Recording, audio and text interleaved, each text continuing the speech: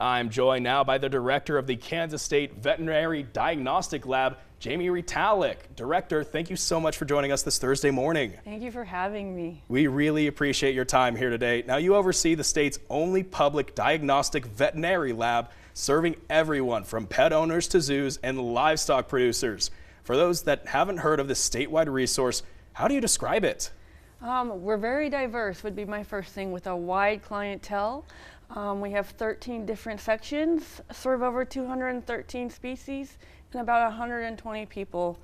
So we can do a wide spectrum of testing for anything that pertains to animal health and public health. Yeah, and like you mentioned there, a big focus with the lab is, of course, fighting against diseases. How is the lab aiding in the flu?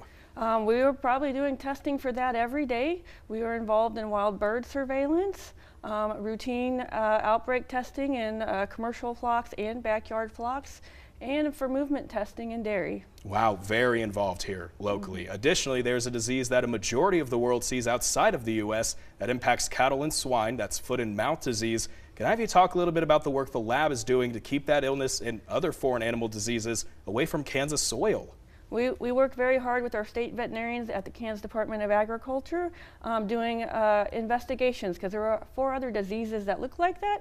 So we are routinely testing for that disease to make sure it's not in Kansas and not on United States soil. Very good to hear there. And there's also a rabies lab that sees over 80,000 samples each year. What does having that resource over in Manhattan, Kansas mean for the local area here? It is a wealth of expertise and revenue. We serve through that lab 53 countries plus the entire United States, and so having that resource is a great thing to have in Kansas. Absolutely there. Well, Director Retallick, thank you again for joining us this morning and giving us that insight into the Kansas State Veterinary Diagnostic Laboratory. We really appreciate you stopping on by today. Thank you for having me.